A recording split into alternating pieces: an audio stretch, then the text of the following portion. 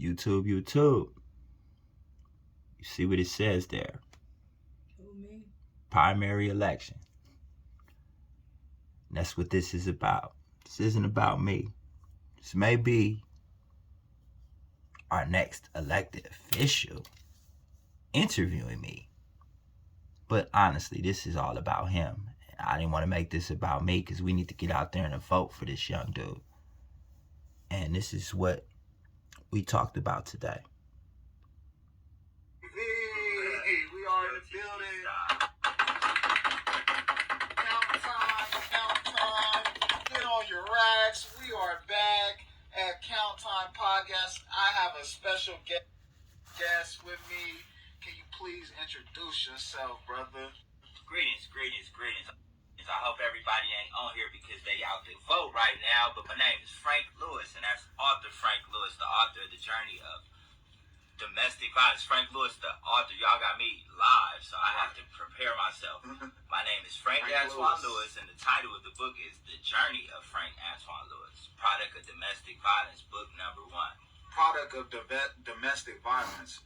That is an interesting title. First of all, I want to salute you for being an author, for being a creator. You know, sometimes we grow up and the stigma of what a black man is, we don't think about, we could be an author, we could be a teacher, we could be a businessman, we could be a lawyer. So I want to salute you for writing your book, and that's big. You manifest your words into a physical thing, and I just want to know what inspired you to get a book and name it The Product of Domestic Violence. Deep. And it ties in with your campaign run with the mental health issues, because I'm 43 years old. So in 1989 and 88, as a child, witnessing domestic violence in my home between my mother and father, there was no kind of training. There wasn't even a name domestic violence. That was like till after O.J. Simpson came along that they really started to focus more on that. But at this time, my father was addicted to crack as well as my mom. And them having this drug addiction, and Nancy Reagan was just starting her DARE program to try to get rid of these issues. So there was no resources to help us. What we need is more of that street justice. Amen to that. On Highway 19, about 10:30 Sunday night, Schwerner, Goodman, and Cheney were pulled over for speeding by Deputy Sheriff Cecil Parmenter, reputed to be a Klan member. Nothing scares white people more than black people voting. You remember Hear what that? I said about the black gangster?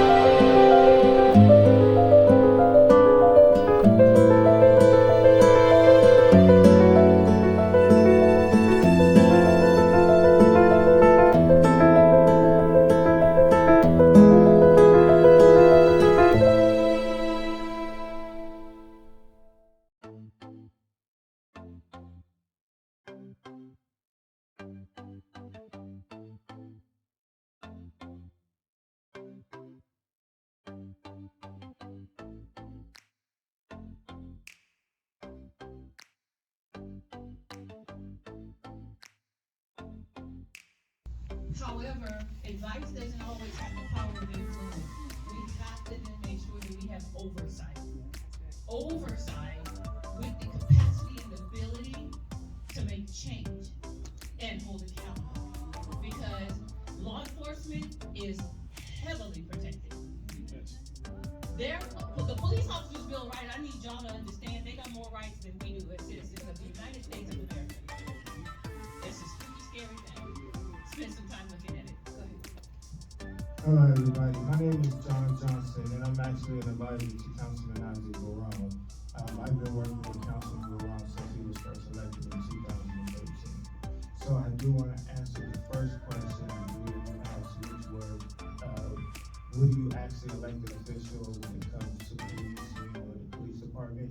You can ask them anything. They have direct oversight. Have you ever heard the term the power of the purse? They have the power of the purse when it comes to the police department.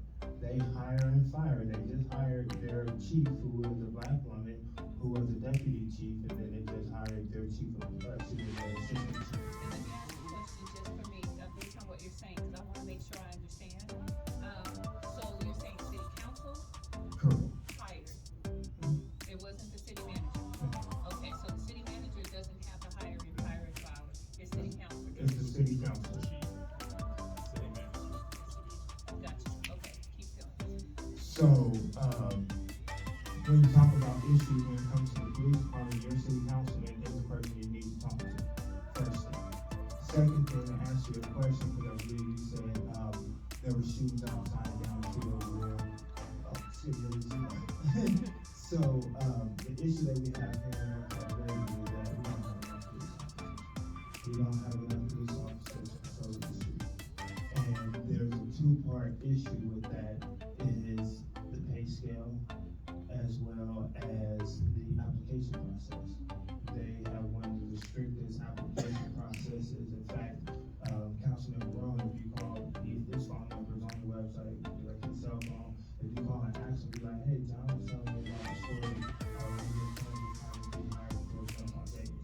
She had experience in another law enforcement. As to whether that's something, and if it's something they can defend, then immediately you see a public relations release telling you every negative fact that they can find about the deceased, right? As though the fact that he had used marijuana 2 years ago in high school had anything to do with why he was shot that night. Say false, say false. False. Narrative. Narrative. That's a narrative that is being created by media intentionally, by invisible power, in order to deflect what's happening so that you look at what is happening that's giving you this false narrative.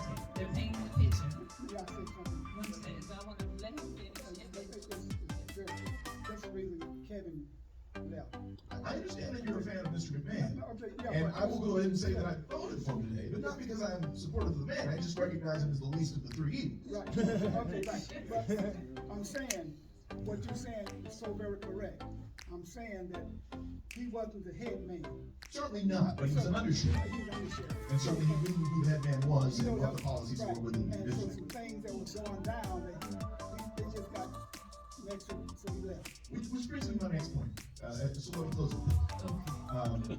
Once the Journal of Cause Affairs an is argument. as to who they will defend successfully and who they will abandon, which are the exceptions where you see them prosecuted, it returns to business as normal. It's very difficult to change policy within Metro.